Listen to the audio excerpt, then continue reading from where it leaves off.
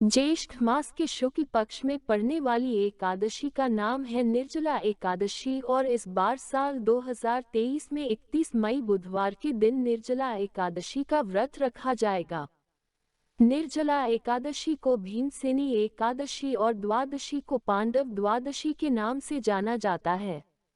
यह व्रत बहुत कठिन है क्योंकि इस व्रत में जल की एक बूंद भी ग्रहण नहीं कर सकते हैं। इस व्रत को निराहार रहकर रखा जाता है और अगले दिन द्वादशी तिथि को शुभ मुहूर्त में ही जल और अन्ना का सेवन किया जाता है। एकादशी तिथि प्रारंभ होगी 30 मई मंगलवार की दोपहर 1:09 से और समाप्त होगी 31 मई बुधवार की दोपहर 1:46 पर समाप्त होगी।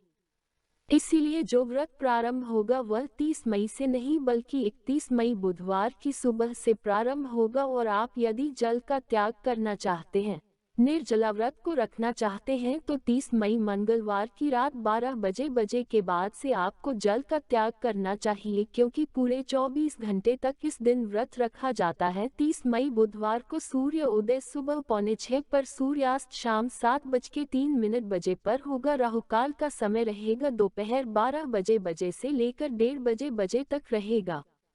आपको ध्यान रखना है कि मंगलवार के दिन केवल दशमी तिथि के नियमों का पालन करना है और बुधवार को उपवास रखकर गुरुवार के दिन एकादशी व्रत का पारण करना है, अर्थात व्रत खोलना है। दशमी तिथि प्रारंभ होगी 31 मई बुधवार की दोपहर 1:47 से, जिसकी समाप्ति 1 जून गुरुवार की दोपहर 1:39 पर हो जाएगी।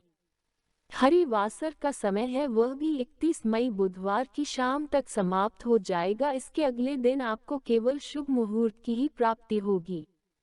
वैसे तो इस व्रत में निर्जल यानी कि बिना जल के ही व्रत रखा जाता है। अगर आपका सामर्थ्य ऐसा नहीं है तो आप जल का सेवन के साथ भी यानी कि भरपूर मात्रा में दिन भर जल पीकर भी इस व्रत को रख सकते हैं।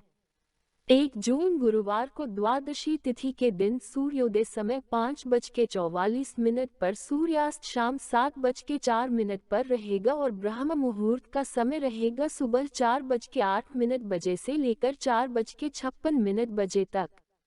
आप चाहे तो ब्रह्म मुहूर्त में भी पूजा कर सकते हैं क्योंकि ब्रह्म मुहूर्त का जो समय है वह सुबह स्नान करके पूजा करने के लिए सबसे उत्तम माना जाता है। अगर आप इस व्रत में जल का सेवन करते हैं तब आपके लिए एकादशी निर्जला एकादशी नहीं रह जाएगी। तब ऐसे में आप हर बार की तरह इस व्रत को रख सकते हैं। आप निर्जला एकादशी का उपवास खोल सकते हैं 1 जून गुरुवार की सुबह 6:45 से 9:30 के बीच में। इस दिन आप पूजा सुबह जल्दी कर सकते हैं, लेकिन आपको जो व्रत खोलना है, यदि आपने निर्जला व्रत रखा है तो जल का सेवन भी आपको इसी शुभ मुहूर्त के अंदर करना है। इससे पहले तक आपको जल की एक बूंद भी ग्रहण नहीं करनी है। निर्जला एकादशी के दिन भरपूर मात्रा में जल का दान किया जाता है। इस दिन आप जल के अलावा मीठे शरबत का, फलों के जूस का दान कर सकते हैं। पानी से भरे घड़े का दान, सुराही का दान आप कर सकते हैं।